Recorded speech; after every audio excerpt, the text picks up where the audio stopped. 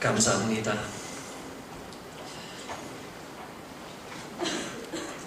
하나님의 은총과 평강이 여러분들과 함께 하시기 바랍니다.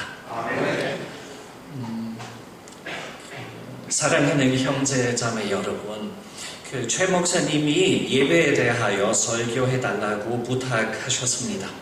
최 목사님께 초청해 주신 것을 먼저 감사를 드립니다. 하나님의 말씀 선포의 권리를 주는 것은 신뢰가 필요합니다. 사경회에서 더욱더 그렇습니다. 사실은 이 초청이 저에게 매우 뜻깊은 것입니다. 사경회 설교로 초청을 받은 것이 오늘 처음입니다. 시작하기 전에 제가 한 가지 광고를 하려고 하는데요. 여러분들은 벌써 들으셨는지 모르겠지만은 다음 주 성주간이죠. 그래서 다음 주 월요일 바흐의 생일날이에요. 바흐의 생일날 기회로 또 성주간의 시작으로서 연주가 있어요. 김필승 전도사가 아시다시피 음악 교수이죠. 그래서 Fortress Players를 합창단과 악단을 설립했는데 Fortress Players가 연주해요. 그래서 연주가 핸델의 메시아스입니다.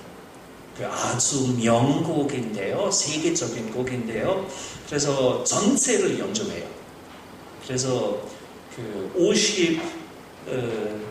53개라고 해요. 아니면 53개의 부분들이 있는데 되게 길 것 같아요. 어쨌든 옥수동 교회에서 내일 7시부터 연주돼요. 무료입니다.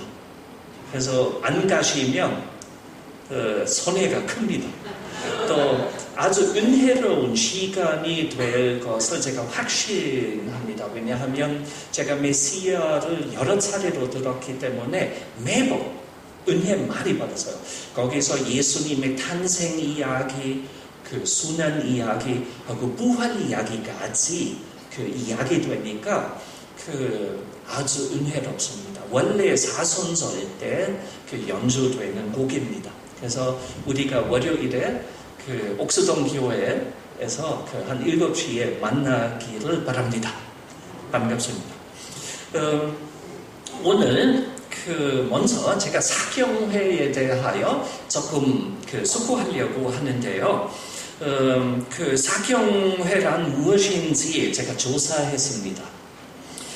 사경회란 다음 해주세요. 사경회가 무엇인지 아십니까? 아마 아실 거예요. 저보다 더 잘 아실 거예요. 사는 조사하다는, 공부하다, 연구하다라는 뜻입니다. 또 경은 성경을 의미하죠. 그래서 사경회가 성경을 연구하고 공부하는 모임입니다. 다음 초기 선교사들이 사경회를 영어로 번역할 때 여러 가지 의미로 해석했습니다.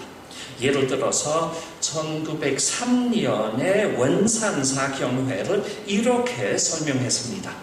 Bible Study 아니면 Bible Study and Prayer 아니면 Prayer and Bible Study 아니면 Bible Conference Bible Training Class 하고 Bible Class로 영어로 번역했습니다.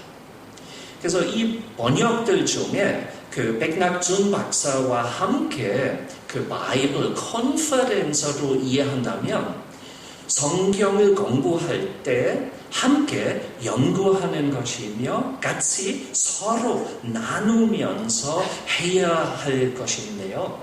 그런데 오늘 제가 혼자서 다 계속 이야기할 것 같은데요. 어떻게 하죠? 그래서 원래 우리가 성경을 어떻게 이해하는지 또 예배를 어떻게 이해하는지에 대하여 나누면서 같이 수고했으면 더 좋은데 그런데 사람이 많을 때 어려울 수도 있겠죠. 하디 선교사와 백낙준 박사가 둘 다 기도도 강조했습니다. 그렇다면 사경회는 성경 공부만 아니라 기도를 함께하는 것입니다. 사경회 전통이 어떻게 시작되었는지도 알고 싶었습니다. 미국 개신교회의 전통이었고 그 전통을 미국 선교사들이 한국 개신교회에서도 시작했던 것입니다.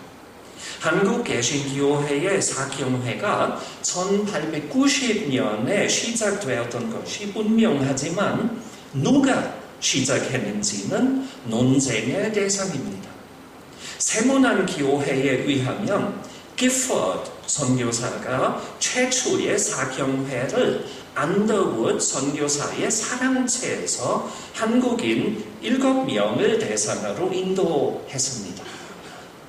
그러나 해리 로즈의 한국 장로교회사에 의하면 마펫 선교사가 최초의 사경회를 인도했습니다.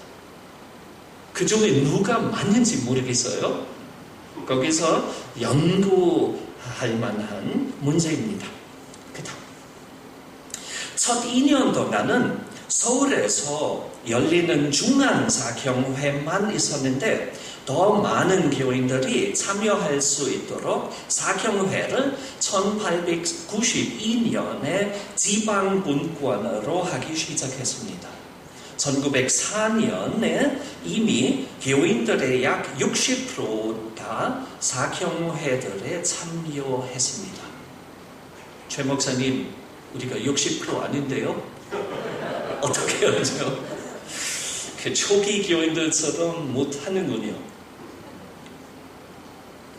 전통적으로 부흥회가 기도 중심 또는 은사 중심으로 신비한 체험을 강조하다 보니 이것의 부족함을 느껴서 나온 것이 바로 사경회입니다. 말씀을 중심으로 부흥회를 인도하는 것을 사경회라고 합니다. 사경회는 잘못된 신비주의적 체험 중심적인 것을 극복하기 위하여 만든 전통이며 성경 중심의 부흥회라고 할 수도 있을 것입니다.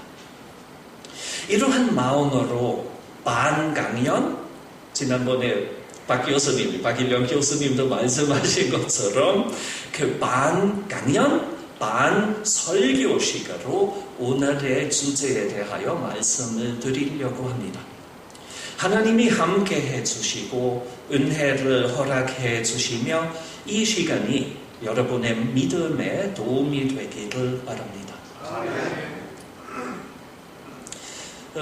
제가 오늘 그 하나님 나라와 예배에 대하여 그 이야기하고 싶은데요. 이 주제에 대하여 4단계로 말씀을 드리고자 합니다. 예배의 본질, 구약의 예배의 이해, 그리스도교의 예배 이해하고 하나님 나라와 예배에 대하여 말씀드리려고 해요. 예배란 무엇입니까? 이것은 그야말로 매우 어렵고 복합적인 질문입니다. 소속 교단이나 신학적 전통에 따라 이 질문에 대해 다르게 답할 것입니다. 그래서 제가 기본적인 몇 가지만을 말씀드리려고 합니다. 예배 이해에 있어서 창세기 1장이 매우 중요합니다. 거기에서 예배의 온 창조를 위한 중요성이 설명됩니다. 창조의 목적이 무엇이라고 생각하십니까? 창조의 목적 무엇일까요?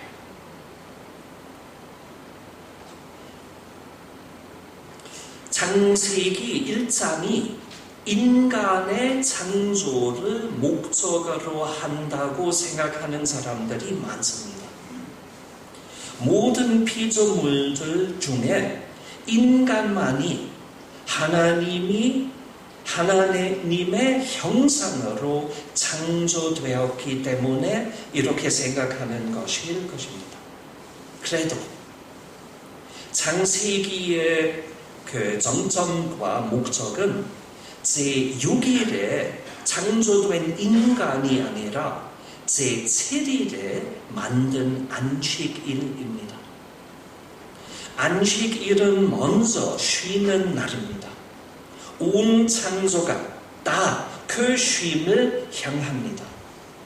그래서 요한계시록이 그 온 창조의 쉼의 성취를 예언합니다. 당분간 그 쉼이 상대적일 뿐이며 임시적인 것일 뿐입니다. 완전한 쉼은 새 창조가 완성될 때만 이루어지지만 창조 이후에 토요일마다 안식일이 되고 하나님이 창조의 수고로부터 쉬고 모든 피조물들도 쉴 수 있습니다. 제가 오늘 여러분들의 얼굴 볼 때 피곤해 보이는 분들도 계시네요. 많이 피곤하시죠? 그래서 쉬는 것은 창조의 목적입니다. 안식일은 쉬는 날일 뿐만 아닙니다. 예배의 날도 됩니다. 가만히 있음으로써 사람이 노동의 수고로부터 회복되고 생명의 근원에 집중하여 하나님께 의존되어 있음을 의식할 수 있습니다. 쉼과 예배의 이중 기능으로 안식일이 모든 다른 날들과 구별됩니다. 이러므로 안식일 계명이 평일의 일반적 시간과 다른 거룩한 시간을 구별함을 의미합니다. 그 날에 일하지 않고 다만 하나님께만 집중하는 것입니다. 구약에서 예배와 평일의 구별이 문제가 되었습니다. 왜냐하면 사람들이 하나님의 계명이 요구하는 대로 안식일을 거룩히 지켰지만 평일에는 하나님의 뜻을 무시하기 시작했습니다. 그러나 제3의 계명을 보면 이렇게 현실을 무시하는 예배 이해가 불가능합니다. 안식일을 기억하여 거룩하게 지키라. 엿새 동안은 힘써 내 모든 일을 행할 것이나 일곱째 날은 내 하나님 여호와의 안식일인즉 너나 네 아들이나 내 딸이나 내 남종이나 내 여종이나 내 가족이나 가축이나 내 문 안에 머무는 객이라도 아무 일도 하지 말라. 이는 엿새 동안에 나 여호와가 하늘과 땅과 바다와 그 가운데 모든 것을 만들고 일곱째 날에 쉬었으니라. 그러므로 나 여호와가 안식일을 복되게 하여 그 날을 거룩하게 하였느니라. 그래서 예배의 비현실화를 반대하여 구약의 선지자들이 일어나서 성전 예배의 지킴만을 치우치게 강조하는 것을 비판하기 시작했습니다. 하나님은 제사가 아니라 정의를 원하신다고 외쳤습니다. 예배학적으로 말하자면 주일날의 예배와 평일의 예배의 일치를 요구했습니다. 헛된 재물을 다시 가져오지 말라고 했습니다. 너희는 스스로 씻으며 스스로 깨끗하게 하여 내 목전에서 너희 악한 행실을 버리며 행악을 그치고 선행을 배우며 정의를 구하며 학대받는 자를 도와주며 고아를 위하여 신원하며 과부를 위하여 변호하라 하셨느니라. 이사야가 이렇게 요구했습니다. 선지자들이 우리에게 교회에도 있는 문제를 가리킵니다. 사람들이 공동예배에서 하나님 앞에서 최선의 노력을 하고 하나님께 집중하여 하나님으로부터 성화되고 새롭게 되기를 원하지만 평일에는 믿는 사람들이라는 사실이 별로 보이지 않는 문제입니다. 많은 비그리스도인들이 교인들을 위선자로 비판합니다. 그 문제 때문에 때때로 경건운동과 부흥운동과 회개운동들이 있었습니다. 값싼 은혜, 열매 없는 믿음을 비판했습니다. 그리고 너무 얕은 예배 이해도 비판했습니다. 16세기 종교개혁도 예배 이해 부족에 대한 비판으로 시작되었다고 주장할 수 있습니다. 루터가 95개 논제들 중 첫째 논제에서 그리스도인이 온 삶에서 끊임없이 회개해야 한다고 주장했기 때문입니다. 루터는 해마다 한 번 만성 1회만 프리드리히 현자의 유물 전시회를 방문함으로써 면죄부를 얻는다는 것이나 벌을 피하려는 목적으로 교회에 헌금을 주는 것이 충분하지 않다는 생각을 했습니다. 그리스도인이 사는 동안에 지속적으로 잘못된 길에서 떠나 하나님께로 돌아오고 자신을 하나님께 드려야 한다고 했습니다. 이것만이 참된 회개라고 했죠. 95개 논제에서 이미 루터가 예배를 온 삶으로서의 예배로 이해했던 것이 나타납니다. 신약에서는 구약의 예배 이해가 크게 변합니다. 제가 세 가지를 말하려고 합니다. 신약 성서가 예수님의 십자가의 죽으심을 온 인류를 위한 기본적인 예배로 이해합니다. 이거 첫째입니다. 두 번째, 예배란 사람의 일이라기보다 하나님의 일입니다. 세 번째는 예배란 신자들의 공동 예배만이 아니라 온 삶을 포함합니다. 그리스도교회의 예배란 무엇입니까? 첫째로 신약 성서는 예수님의 십자가의 죽으심을 온 인류를 위한 기본적인 예배로 이해합니다. 인간에 대하여 먼저 조금 수고합시다. 인간의 기본적인 깨달음은 자기가 원하는 대로 되지 못함을 발견하는 것입니다. 우리 스스로가 원하는 대로 되지 못하고 하나님이 우리를 원하시는 대로도 되지 못합니다. 예를 들어서 인간은 이해하고 싶어 하는 존재입니다만 인간의 이해 노력은 과학도 엄청나게 발전시켰지만은 인간이 지금 핵을 분리할 수 있고 우주 여행까지 할 수 있지만은 인간은 알면 알수록 정확하게 아는 것이 거의 없음을 발견하는 것입니다. 제노파네스라는 철학가가 이미 기원전 500년에 이렇게 말했습니다. 인간이 아는 것은 착각일 뿐입니다. 소크라테스 전입니다. 대부분의 소크라테스 역사상 처음으로 그 깨달음을 얻었다고 하는데 제노파네스 이미 그 깨달음이 있었어요. 또 16, 17세기에서 살았던 토머스 홉스가 그 영국에서 살았던 철학가이죠. 데 호미네, 인간에 대하여 라는 글에서 이렇게 씁니다. 오감이 실제를 정확하게 보여줄 수 없다. 인간이 정확하게 알 수 있는 것이 없다.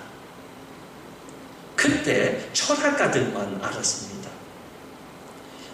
그 자연과학자들은 이것은 그 진리를 오랫동안 부인하고 오늘까지도 부인하는 자연과학자들이 많습니다. 그런데 그 자연과학자들도 그 아인슈타인 또 나중에 하이젠베르크 통하여 또 혼돈 그 이론 통하여 또 그 토마스 홉스가 또 그 엑세노파네스가 말했던 것이 사실인 것을 고백할 수밖에 없게 됐어요, 최근에. 그래서 20세기 후반부터 교육 수준이 높은 자연과학자들까지도 그 철학가들에 동의합니다.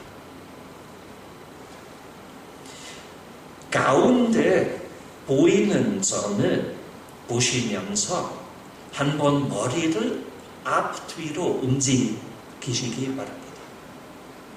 아주 이상한 것을 발견하시죠? 그 주변에 있는 원형들이 돌리는 것을, 그 도는 것을 발견하시죠? 잘 안 돼요? 그 앞에 앉아 계신 분들은 아마 여기서 잘 보일 것 같아요. 예, 그 점을 보시면서 하셔야 해요. 그 원형들이 도는 것인데, 그런데 그렇다면 여러분들의 눈이 조금 고장이 났나 봐요. 절대로 돌지 않아요. 근데 여러분들은 도는 것을 보시잖아요. 더 심각한 그림 하나 있어요. 한번 보시기 바랍니다. 이거 잘 안 되네요. 여기서 움직이지 않아도 돌려요?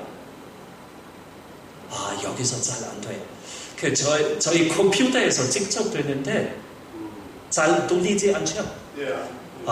이거 안타깝습니다. 컴퓨터에서 잘 돼요. 아마 빔 프로젝트 통하여 안 돼요. 원래 이 그림을 보시면 돌려요. 안 돌려도 도는 것을 것으로 보는 것이에요. 저희 지금 자연과학적인 증명이 다 완전히 실패됐네요. 어떻게 하죠? 어쨌든 그런데 우리 눈이 현실을 정확하게 볼 수 있는 도구들이 아니에요. 여러분들 다 지금 3차원만 보시는 것이 아닙니까?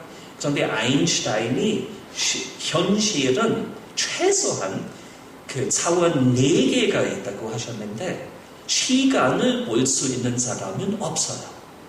근데 차원이래요. 또 최근에 스티븐 호킹이 그 20개 이상의 차원이 있다고 하는데 그런데 우리가 3개만 보는데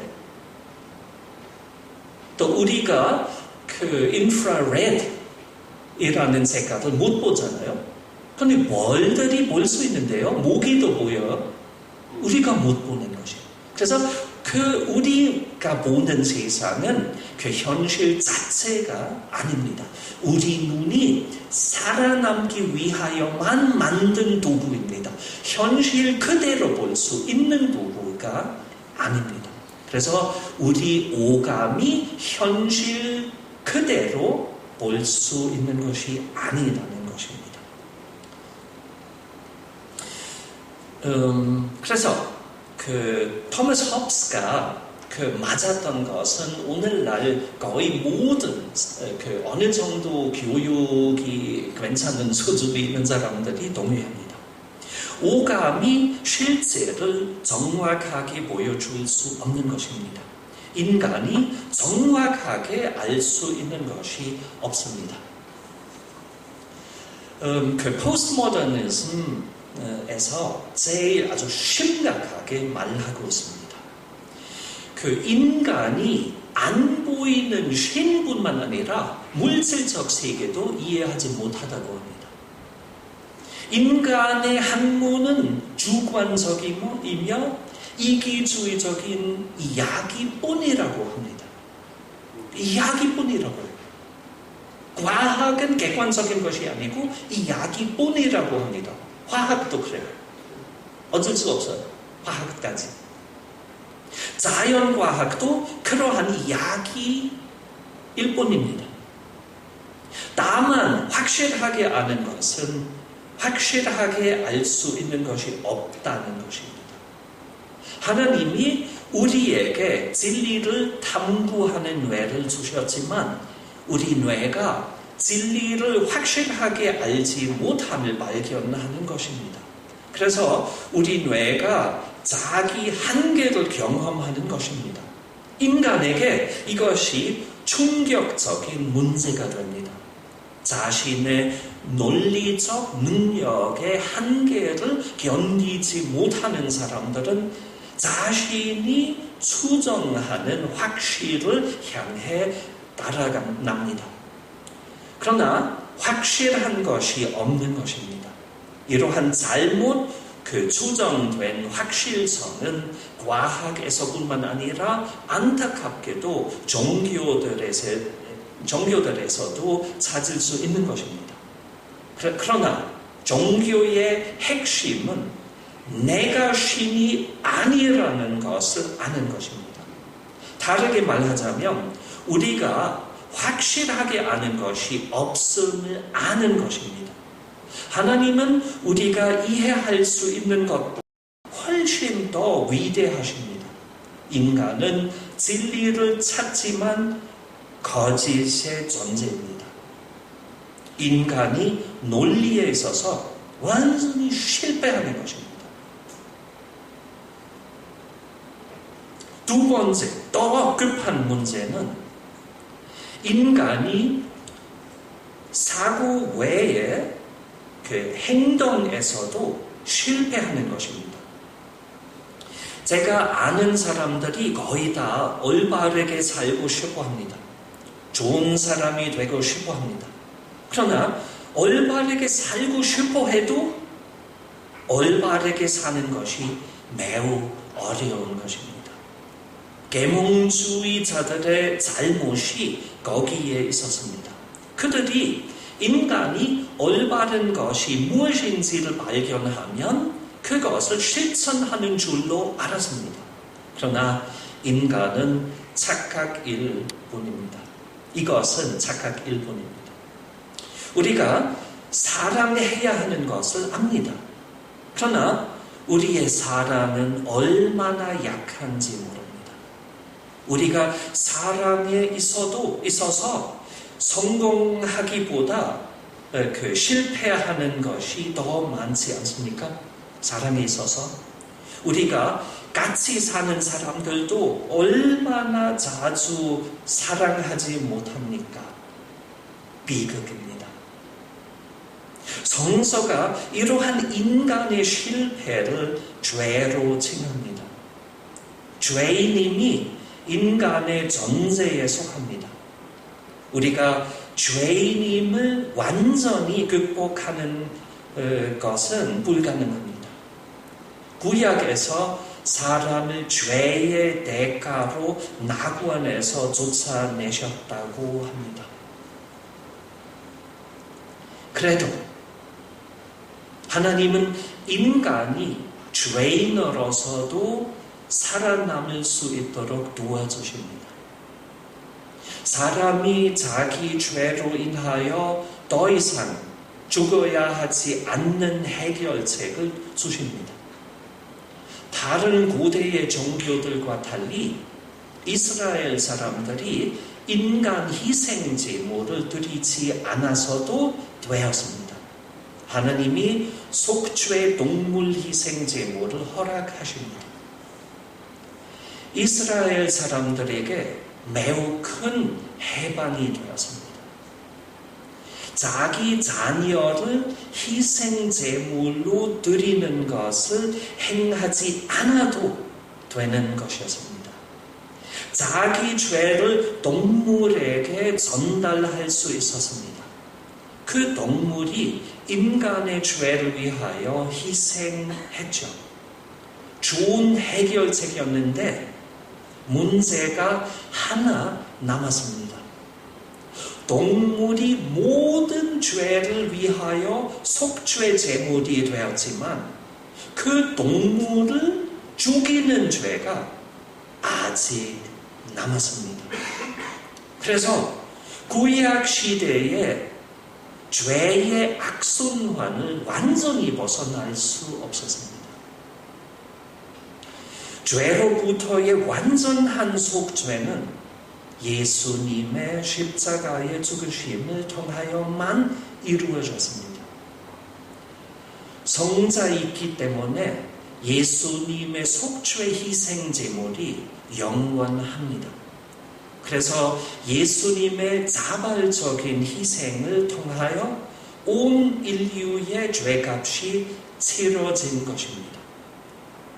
그래서 예수님의 희생 제물이 희생 제물의 끝입니다.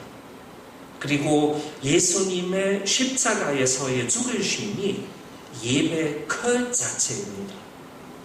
하나님이 자신을 인간의 죄를 사하기 위하여 영원한 죄값으로 내신 것입니다. 그리스도교가 여러 종교 옆에 존재하는 하나의 종교가 아니라 종교 중의 종교입니다. 온 인류를 위한 것이 길입니다. 십자가에서 모든 시대와 장소의 인류를 위한 기본적인 예배가 이루어졌습니다. 그 후에 모든 예배들은 이 유일한 예배를 통하여서만 의미가 있습니다. 두 번째로, 예배는 인간의 행동이라기보다 하나님의 행동입니다. 여기에서 제가 그 예배의 두 방향을 설명하려고 합니다. 그 왼쪽 편을 보시면 그 화살표가 아래에서 위로를 향하여 가리키는 것인데, 그런 올리는 것을 우리가 그 예배학에서는 그 제사적 방향으로 칭합니다. 마틴 루터가 그런 그 설명을 벌써 하셨습니다. 또 그 사크리피치움으로도 그 설명할 수 있습니다. 윌머스 바이타가 어느 스칸디나비아 예배학자가 20세기에 그 구별을 재발견했어요. 그래서 그 올리는 것은 사크리피치움입니다. 제사적인 것입니다.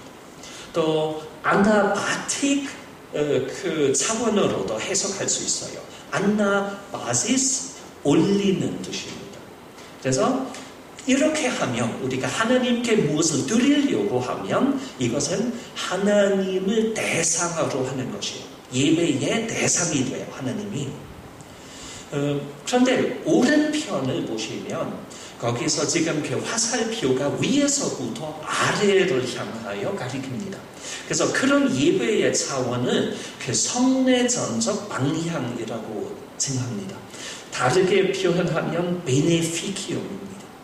아니면 카타바틱 차원이라고도 할 수 있고, 그런 예배의 방향에서는 거기서 하나님이 예배의 대상이 아니고 하나님이 예배의 주체입니다. 이 구별은 아주 중요합니다. 우리가 예배를 그대로 이해하려면 그 구별을 이해해야 합니다. 그 안타깝게도 한국 예배학회 위원들도 다 예배학 전문가들이어도 그 구별을 모르는 것이에요. 제가 아는 한국 예배학자들 중에 2명만 그 구별을 이해했던 모양인데요. 그 다음, 한국말로 지금 그 예배의 본질을 이해하지 못함이 나타나는 것이에요. 왜냐하면 예배라고 하니까. 그 한국말로 예배라고 하는 것은 더 예배 드린다고 하잖아요. 그래서 그 예배를 완전히 드리는 것으로 이해합니다. 예 그리고 배란 둘 다 인간의 행동을 말합니다. 예배 드리다는 말은 더 그렇습니다. 3번이나 인간의 행위만 표현하는 것이에요.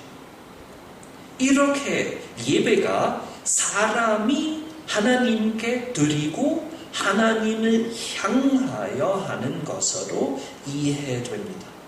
하늘에 가득 찬 영광의 하나님이라는 찬송을 잘 아시죠? 거기서 그 찬송의 후렴을 기억하시면 이렇게 나옵니다. 우리의 예배를 받아주시옵소서. 이렇게 말합니다. 이 찬송에서도 예배를 완전히 인간이 하나님께 드리는 것으로 해석됩니다. 그러나 그리스도교의 예배는 정반대를 의미합니다. 아까 모든 예배들이 예수님의 죽음과 연결되어 있다고 했죠. 이 연결을 잘못 이해하는 사람들이 많습니다. 잘못 이해하는 예배학자들도 있습니다. 그들이 이렇게 생각합니다. 2000년 전에 하나님이 예수를 통하여 인류를 구원하셨고, 그리고 오늘 공동예배로 모이는 우리는 그 2000년 전의 구속 사건을 위하여 감사하고 하나님께 영광을 돌린다는 생각을 합니다. 우리 루터교회도 이렇게 생각하는 목사들이 계십니다.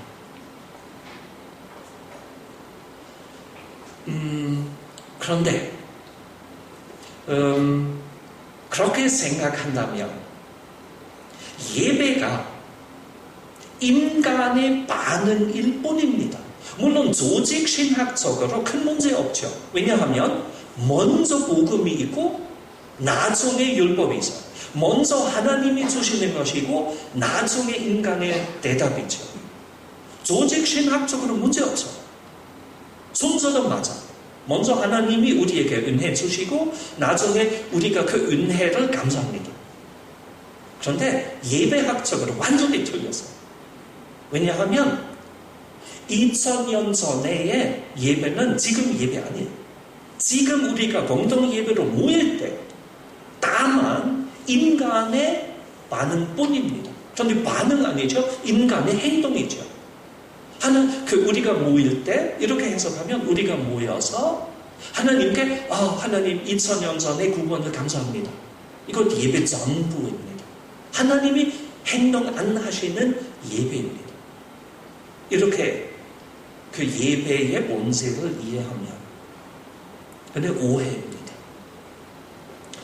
예배에 정반대 흐름이 있어요. 인간이 하나님을 향하는 것이 아니라 하나님께서 인간을 향하여 하는 것입니다. 밑에서 하늘로가 아니라 하늘에서 내려오는 방향이 그리스도교회의 핵심입니다. 물론 예배 동안 인간도 행동합니다. 인간이 행동을 아예 안 하면 예배가 이루어지지 않습니다. 예를 들어서 우리가 예배가 있는 모임으로 가야 예배가 시작될 수 있지 않습니까? 맞습니다. 그러나 우리가 교회로 가는 이유는 무엇일까요? 2000년 전에 예수님이 십자가에 못 박히시는 것 때문만입니까? 아닐 것입니다. 서양에서 예배 전마다 종들이 울립니다.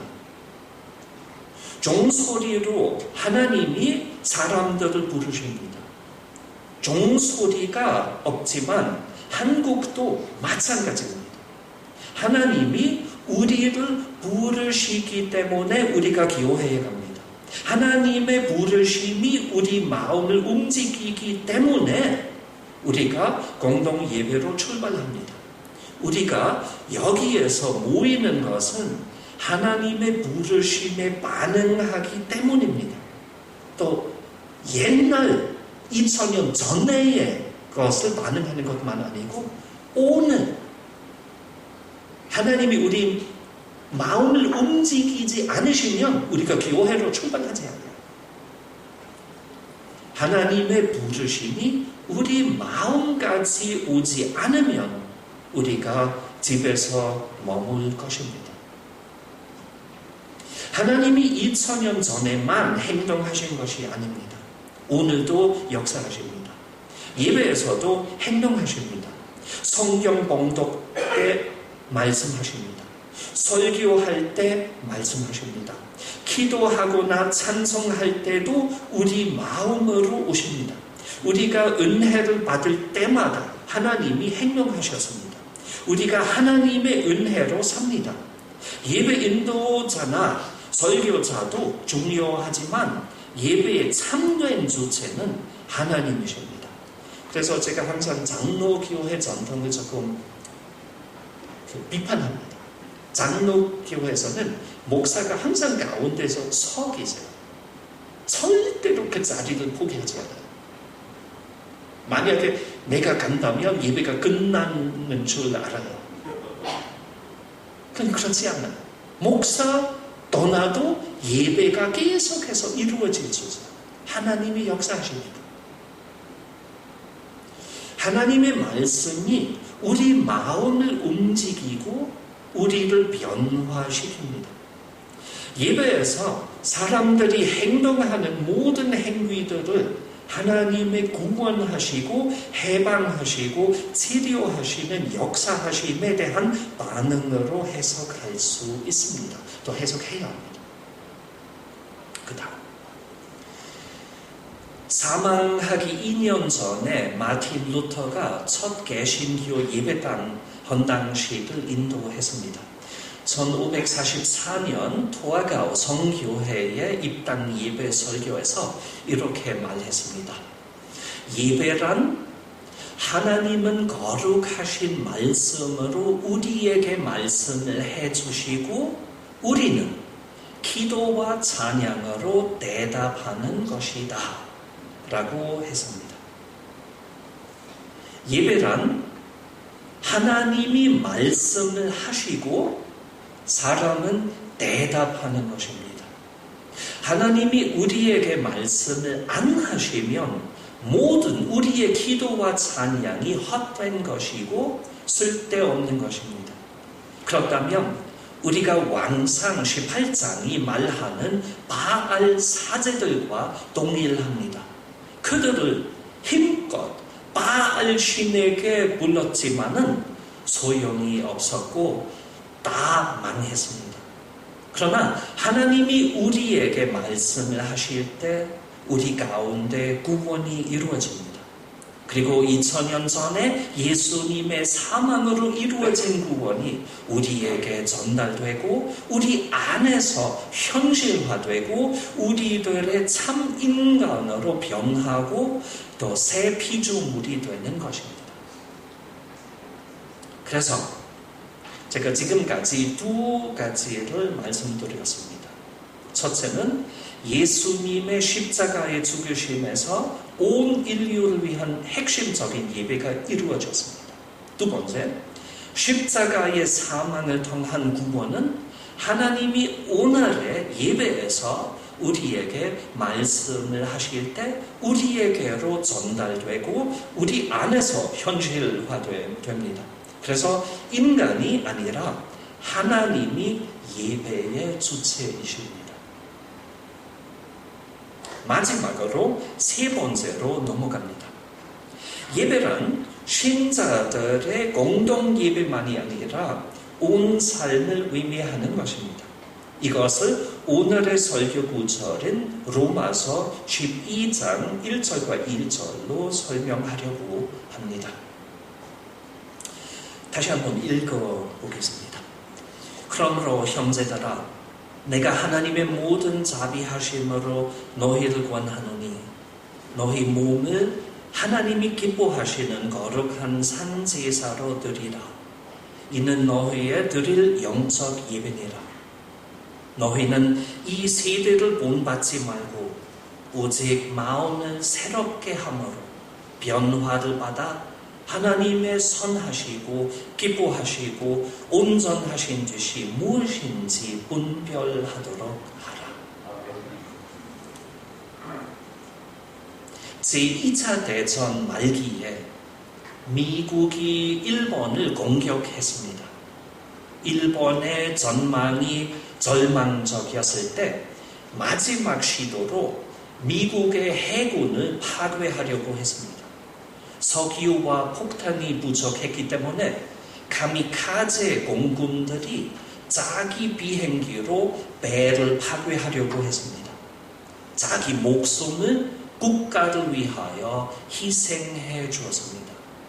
사도 바울이 몸을 산제사로 드리라는 말씀을 이러한 의미로 말했을 것입니까?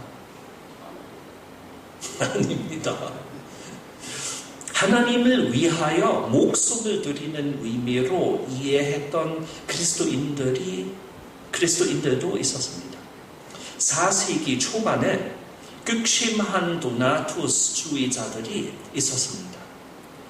아우구스티누스가 그들을 칠콤첼리오넨으로 칭했습니다. 칠콤첼리오넨들이 스스로 순교할 수 있는 기회를 찾았습니다.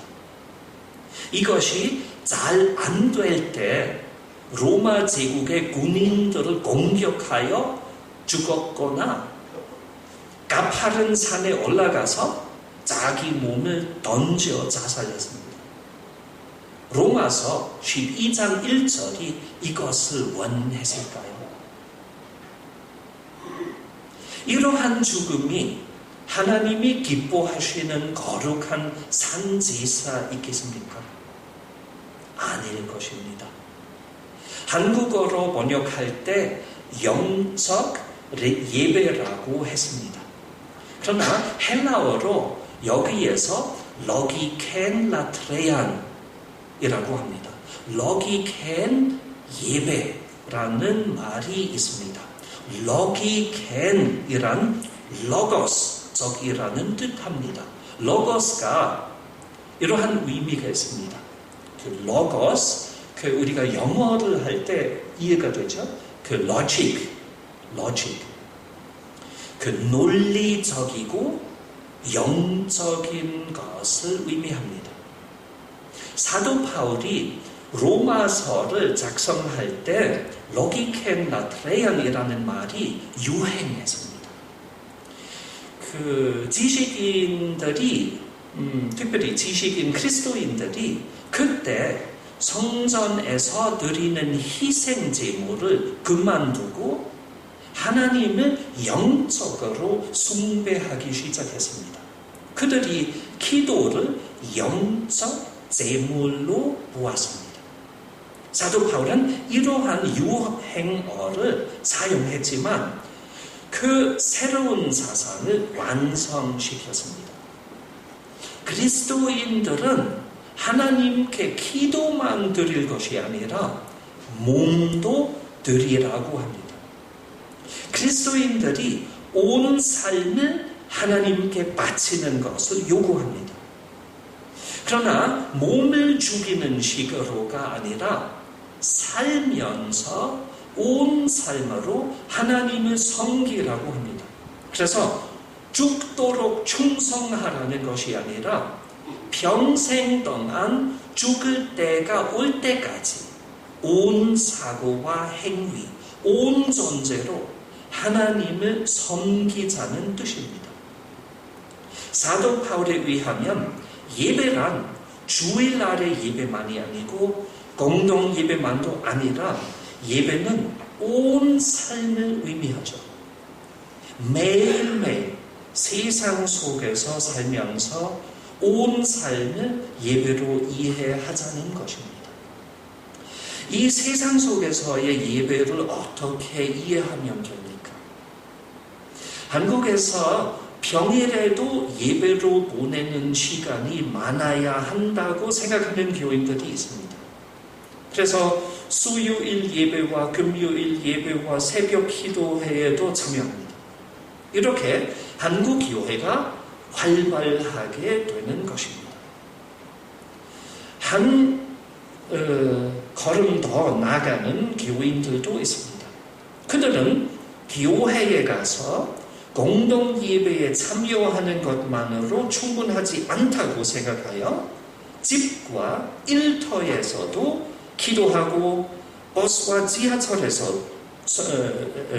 지하철에서도 성경을 읽고 만나는 사람들에게 복음을 전파합니다. 그들이 예배를 평일에도 하는 종교적 활동으로 이해합니다. 그래서 기도와 성경 연구와 공동 예배와 선교를 다 예배로 보내는 시간이 많습니다. 이러한 종교적 활동들을 하는 동안 그들이 그리스도인임을 쉽게 발견할 수 있습니다. 그러나 안타깝게도 종교적인 행동들을 하지 않을 때는 그리스도인의 모습이 안 나타나는 경우가 많습니다. 그때 비그리스도교적이고 이기적인 행동을 하기 때문입니다. 사도 바울이 말하는 예배는 다릅니다. 온 삶을 예배로 보기를 원합니다. 공동 예배만이 아니고 종교적인 행동들만도 아니라 일반적인 행동들도 예배로 보자는 말입니다. 우리가 어디에서든지 언제든지 그리스도인으로서 살기를 원합니다. 일자리에서도 그리스도인으로서 일하자는 의미입니다. 우리 노동으로도 하나님을 섬겨야 합니다.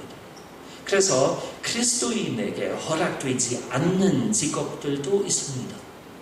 일터에서 반기독교적인 일을 해야 하면 그 일이 그리스도인에게 허락되지 않는 것입니다. 사도 바울에 의하면 예배가 교회를 다니는 것만 아닙니다. 공동 예배만이 아닙니다. 공동 예배에 참여하는 것으로만 그리스도인이 되는 것이 아닙니다. 그럼에도 불구하고 공동 예배 없이도 안 됩니다. 공동 예배에 참여하지 않으면 그리스도인으로서의 정체성이 약해질 것입니다. 사도 바울이 2절에서 이것을 분명히 말합니다. 너희는 이 세대를 본받지 말고 오직 마음을 새롭게 함으로 변화를 받아 하나님의 선하시고 기뻐하시고 온전하신 뜻이 무엇인지 분별하도록 하라. 이 세대를 본받지 않기 위하여 우리의 마음이 새로워야 합니다. 이것이 하나님의 말씀을 들음으로 이루어집니다. 하나님의 말씀이 거의 항상 세상이 말하는 것과 다릅니다. 하나님의 말씀이 역설적입니다. 예배가 하나님께로 향하는 것입니다. 이것이 일시적으로 세상의 등을 돌리는 것을 포함합니다. 하나님께 집중하는 시간이 세상과 달라지기 위하여 필요합니다. 그런데 우리가 하나님을 향하여 하는 것은 그 목적은 하나님이 말씀하시는 것을 받기 위한 것입니다.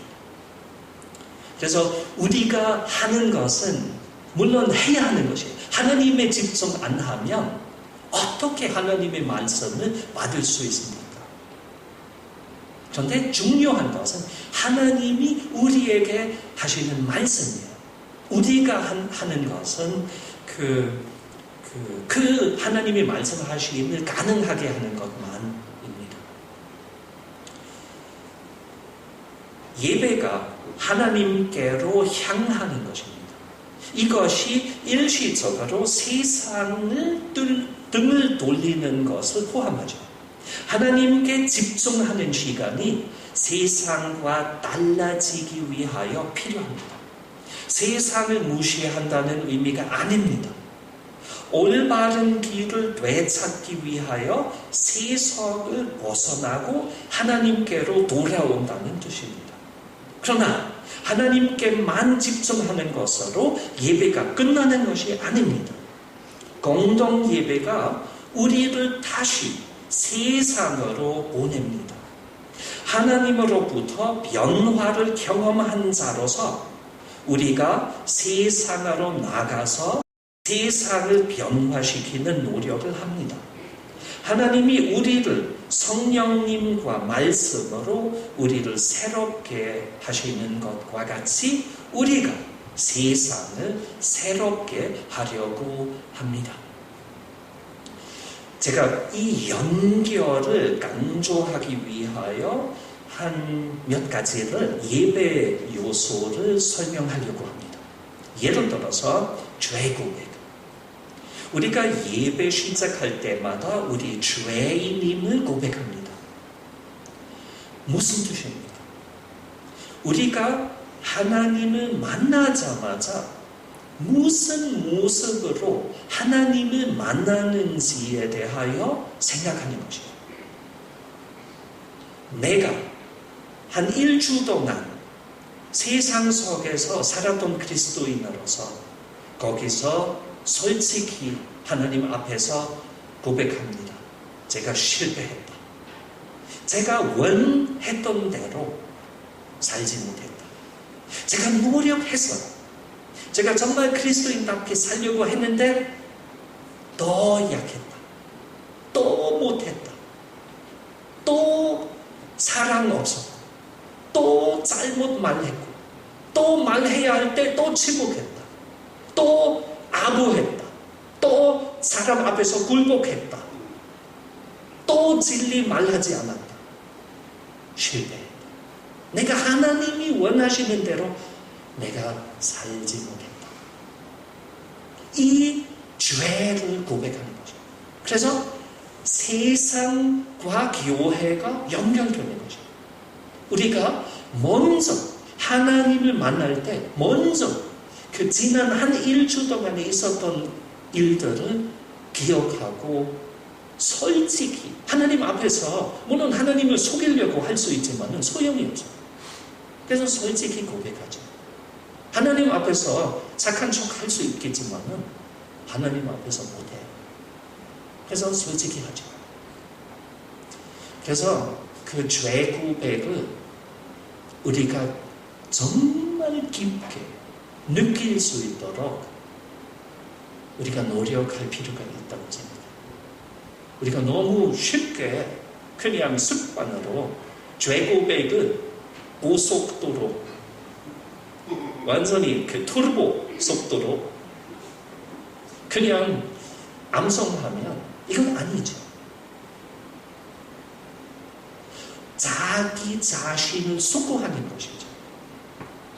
자기의 모습, 어느 모습인지 다시 한번 관찰하는 거죠.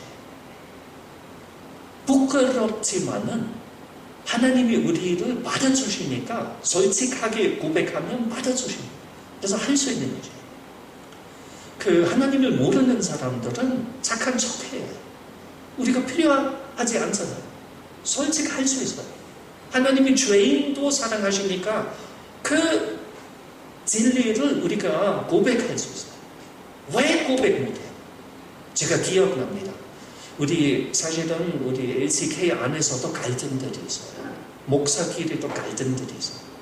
몇 년 전에 그 목사끼리 우리가 모일 때 그 갈등이 느껴질 때 김관웅 목사님이 회개하자. 제안하셨어요. 아주 인상적이었어요. 분명하게 하나님의 뜻이었어요. 근데 오늘까지 안 했어요. 오늘까지 이해가 안 돼요.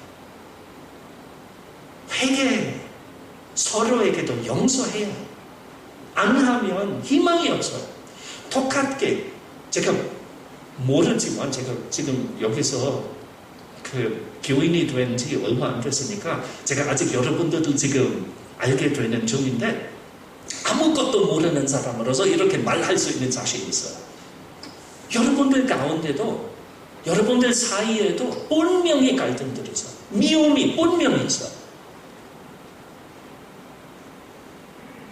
어떻게 공동체가 복된 공동체가 될 수 있습니까?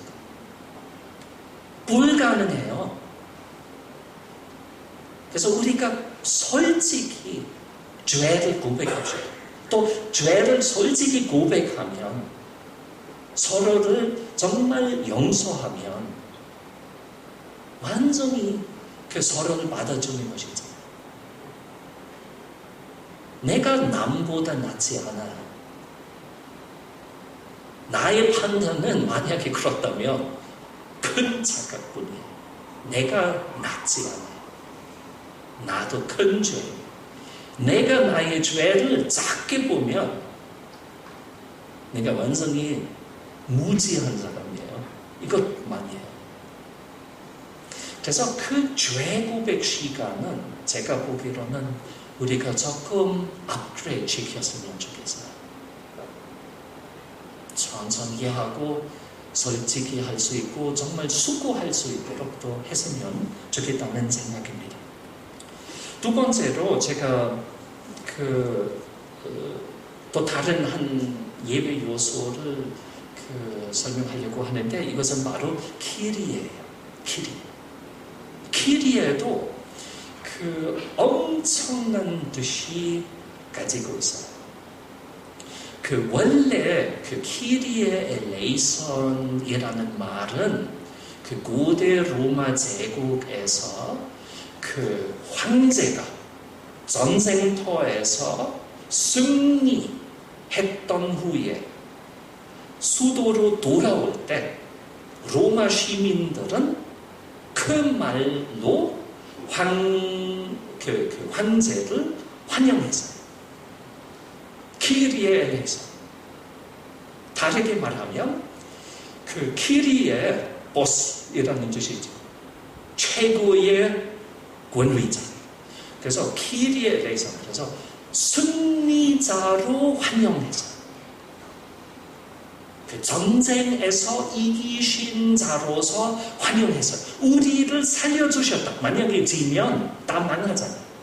우리를 살려주신 자로 환영했어요. 두 번째 전통도 있어요. 이것도 고대 로마 제국 시대의 전통이었어요. 로마 국민들은 시민권이 있었던 사람들은 그때도 재판이 많았어요.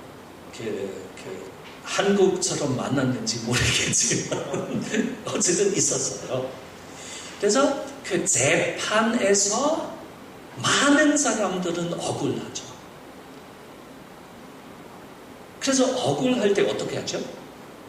재판, 재심판 요구하는 것이죠. 로마 시민들은, 시민권이 있었던 국민들은 그런 시스템이 없었어요. 그런데 한 가지 가능성이 있었어요. 내가 황제의 심판을 요구한다. 이렇게 말을 할 수 있었어요. 그래서 일반적인 판사의 판결에 억울하는 사람들은 이렇게 할 수 있었어요. 그런데 엄청난 문제가 거기 있었어요.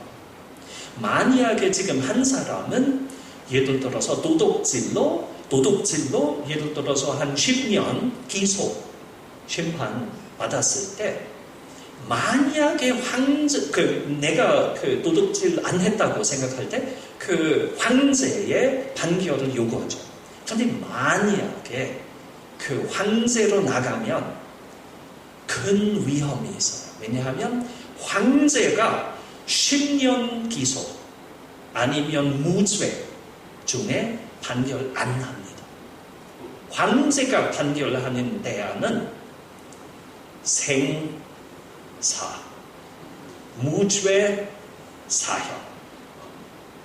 그 중에 하나를 선택했어요.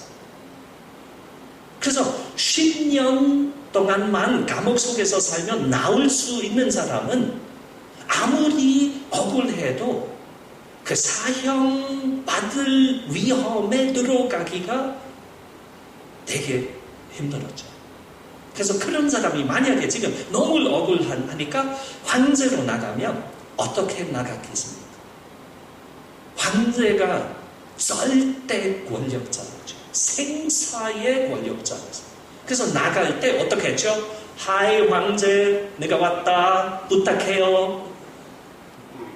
이렇게 했겠습니까? 아니죠. 그 사람들은 무릎을 꿇고 울고 정말 간절한 마음으로 키리에 레이son 불렀어요. 불쌍히 여기소서. 이렇게 무릎을 꿇고 황제로 앞으로 나갔어요. 그 두 번째 의미가 엄청나죠. 그 절대적 권력자, 나의 생사를 판결하는 자 앞에서 하는 말이에요. 그 사도 바울도 그런 결정했습니다. 사도 바울이 황제의 판결을 요구했어요. 사도 바울의 마음은 우리가 상상할 수 있겠죠. 살아남을 수 있을까? 또 특별히 그 황제가 네로 황제였어요. 네로. 오늘의 판단으로 그 정신병자였죠. 아주 위험했어요. 그래서 사도 바울이 그 판결에서 그 무죄의 선언을 받았던 가능성이 거의 없죠. 어쨌든 이 두 전통이 있어요. 하나는 승리자를 환영하는 것이에요. 기쁜 것이에요. 다른 한면으로는 키리에 레이선이 절대 나의 생명에 대하여 절대적 결정할 수 있는 권력자에게 간절히 부탁하는 것이에요. 이 두 전통은 우리가 키리에 레이선 부를 때 합류해서 하나가 됐어요. 그래서 그리스도인들은 그 키리에 레이선을 했던 것은 놀라운 일이에요. 왜냐하면 예수님이 아무것도 안 했어요. 예수님이 황제의 이름으로 사형에 당한 범죄인의 사형에 당한 사람이에요. 그리스도인들은 이 사람을 지금 키리에 엘레이선으로 부르는 것이에요. 황제를 아니고 황제 아주 밑에 있는 어느 범죄인 아무것도 아닌 사람을 향하여 키리에 레이선 불러서 엄청난 신앙 고백이네요. 우리에게 절대 승리자, 절대 권력자, 황제가 아닙니다. 우리에게 그 자는 예수 그리스도다. 엄청나게 영감한 정치적 신앙 고백이었습니다. 그래서 그리스도인들은 키리에 레이선 불렀을 때 예수님을 사망을 이긴 승리자로 환영합니다. 예수님이 부활하신 자로서 사망을 이기시고 우리 죄를 이기시고 그래서 우리가 너무 기뻐하고 예수님을 정말 환영합니다. 영광 돌립니다. 감사합니다. 신이 납니다.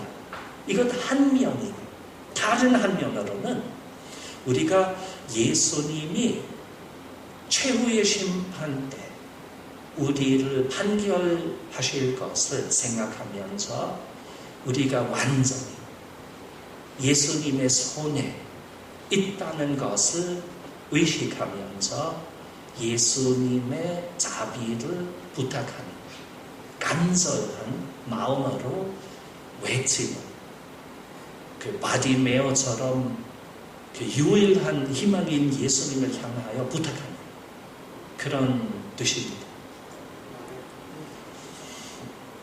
거기서도 지금 세상과 예배, 공동예배, 교회와 정직 연결되는 뜻이에요. 교회 안에서 우리가 고백하는 것은 최고 정치가가 우리에게 최고 지도자가 아니라는 뜻이에요. 야당 편인지 여당 편인지 상관이 없어요. 대통령이 우리에게 최고 지도자 아니에요. 최고 지도자는 예수 그리스도다.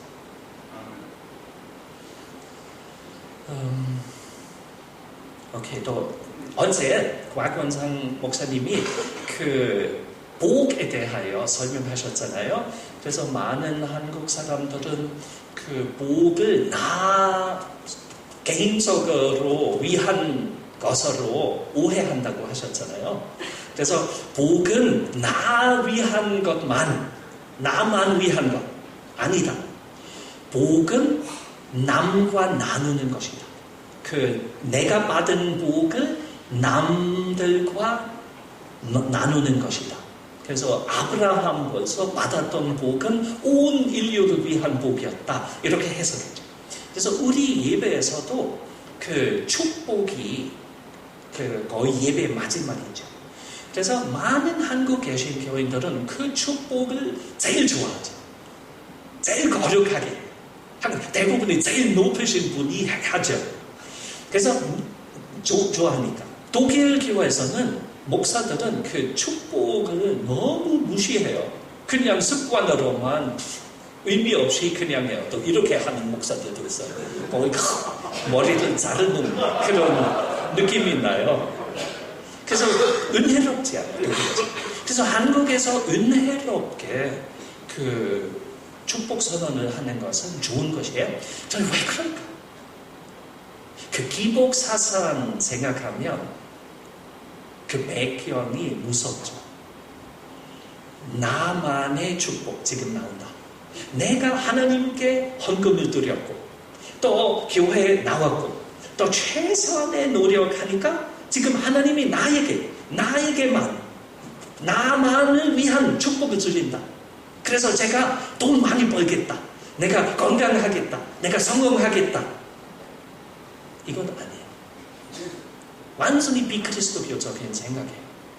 그래서 구약에서도 먼저 다르게 생각하는데 신약 성서에서는 완전히 달라요. 어쨌든 우리 루터교 예배가 얼마나 지혜로운지 모르겠습니다. 왜냐하면 거기서 항상 지금 목사님도 우리를 항상 그 출구를 향하여 서게 하셨잖아요. 이것도 너무 좋아요. 그 복을 그 세상을 향하여 받는 것임을 느낄 수 있게 해주는 거죠. 그래서 우리가 복을 받는 것은 세상을 나가서 세상 속에서 제대로 그리스도인으로서 살 수 있기 위하여 받는 것이다. 그 뜻이 나타나죠. 그래서 항상 축복 선언과 파선 함께 연결해요. 축복, 우리가 지금 먼저 축복하고 그 다음에 파선 받아요. 거꾸로서 해도 돼요. 상관이 없어요. 그런데 항상 같이 나와야 해요. 축복은 파선을 위한 것이에요. 하나님이 우리를 보내시는데 우리가 소금으로서 이 세상에서 맛을 줄 수 있도록 우리를 보내세요. 그래서 그 소금의 역할을 할 수 있도록 축복을 주시는 거죠. 하나님 나라를 위한 것이에요. 그래서 우리가 세상 속에서 그리스도인답게 살 수 있기 위한 것뿐이에요. 나만의 축복이 아니에요. 이기주의예요. 제가 지금 마감하려고 해요. 그래서 되돌아갈 수 있어요? 오른쪽 그림을 보시면 여기에서 그 예배의 지혜가 나타나는 것이에요. 오른쪽 밑에 세상이 보이죠. 지구가. 또 왼쪽 위에서 교회가 보이죠. 그래서 예배가 항상 교회와 세상을 연결하는 것이에요. 예배가 공동 예배만이 아니고 공동 예배에서 새로운 힘을 얻고 새로운 지식을 얻고 축복을 얻고 나가서 세상을 변경시키고 세상 속에서 하나님 나라를 이루어지도록 할 수 있는 일을 하고 또 실패하니까 또 교회로 돌아오고 새로운 힘을 죄 고백하고 실패 고백하고 또 새로운 힘을 얻고 새로운 방향 지시를 얻고 또 나가는 거죠. 그래서 항상 이렇게 연결되어 있어요. 그래서 우리 예배 순서가 큰 지혜가 있어요. 아주 다 연결되어 있는 것이에요. 지금 다음 두 장을 넘어가시고 이거 너무 늦었기 때문에 다음. 제가 벌써 마지막 네 번째로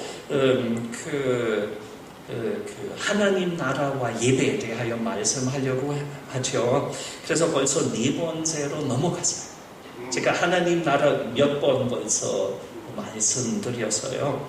그런데 조금 더 설명하기 전에 우리가 비디오 하나를 같이 보시기 바랍니다.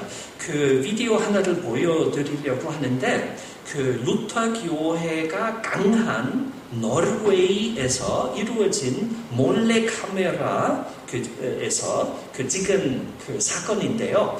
노르웨이 루터 교회가 온 세계에서 지금 유일하게 남은 국가 루터 교회입니다. 국가 교회. 국교회. 그래서 거기에서 지금 사람들은 우리가 보는 사람들은 노르웨이 사람인데 다 루터란들이에요. 한번 보시기 바랍니다. 소리도 나와요?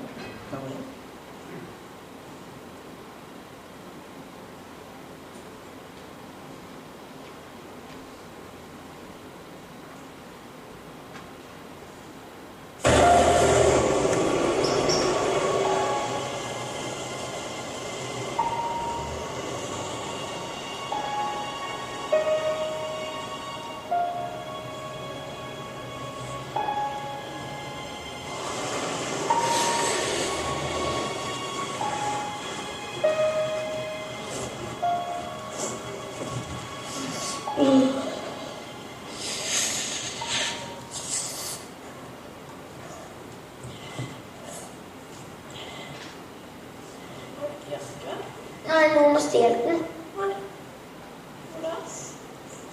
Nedi der. Så jeg er på klassetur, og så sa læreren at jeg skulle møte henne her. Vet du hva det er telefonnummeret til læreren da? Nei. Eller skulle vi ha ringt?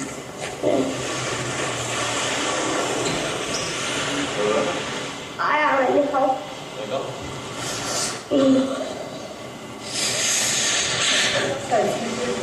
Ja. Ja.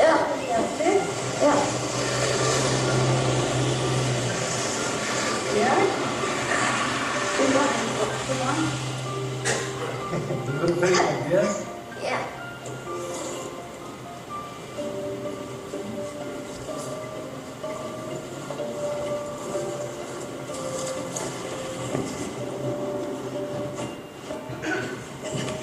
Tusen takk. Hæ? Å, tusen takk.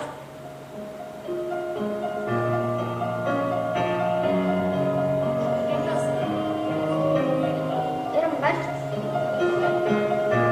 Vi er fra Moss.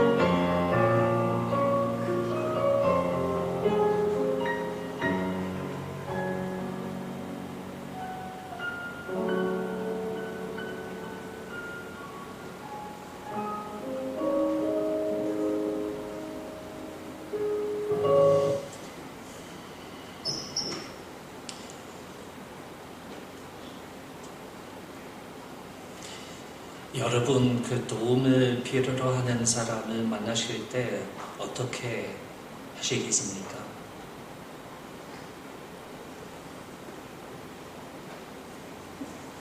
하나님의 말씀과 영을 통하여 우리가 새로운 피조물로 변합니다.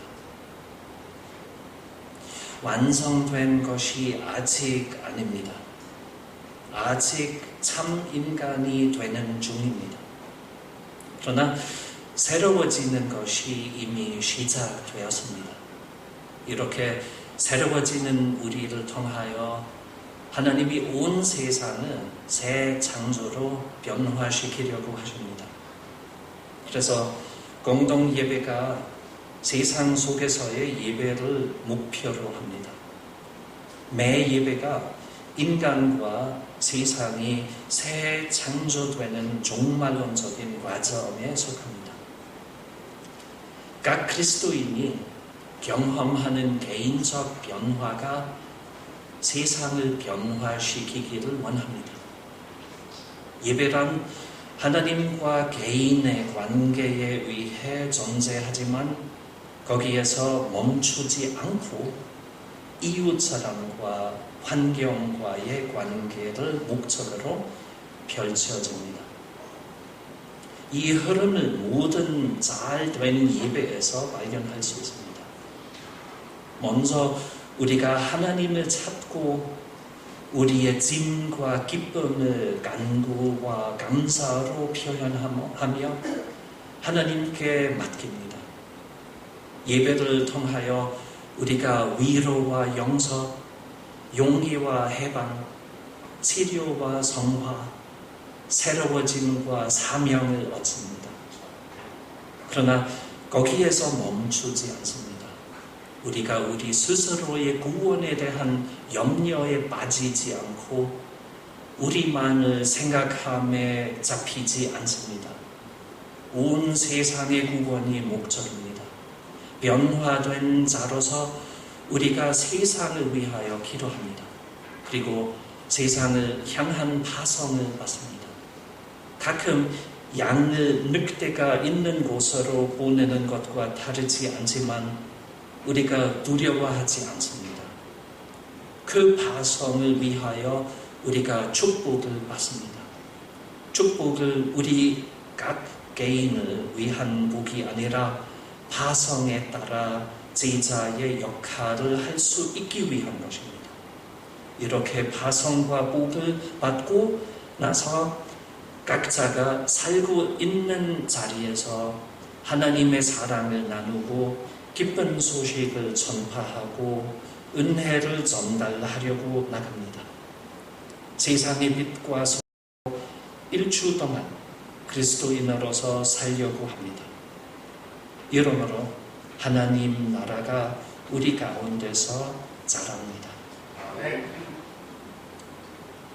다시 한번 로마서 12장을 읽겠습니다.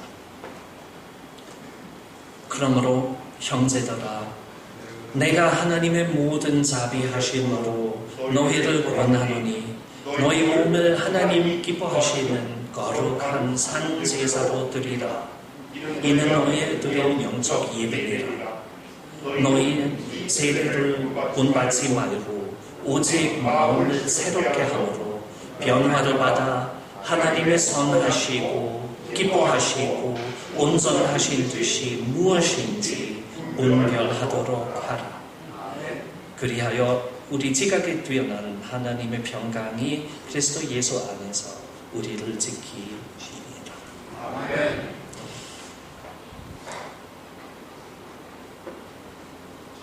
감사합니다. 또 마지막으로 우리가 어제처럼 그저께처럼 기도하시기 바랍니다. 제가 시작하고 그 다음에 우리가 계속 개인적으로 기도하는 시간 합시다. 오 하나님, 우리를 불쌍히 여기소서. 우리가 그리스도인답게 살 수 있도록 도와주소서. 우리가 하나님을 그리워하게 하소서. 우리를 새롭게 하시고 잘못된 습관과 사상들을 벗어나고 주님의 모습을 따라가고 싶어하는 마음을 주시옵소서. 차가움과 무관심과 미움으로 가득 찬 마음속으로 오셔서 우리에게 서로를 사랑하고 도와주는 새로운 마음을 주시옵소서. 우리 마음, 우리 믿음, 우리 교회, 우리 세상을 새롭게 하소서. 어서 오시옵소서. 예수님 이름으로 기도합니다.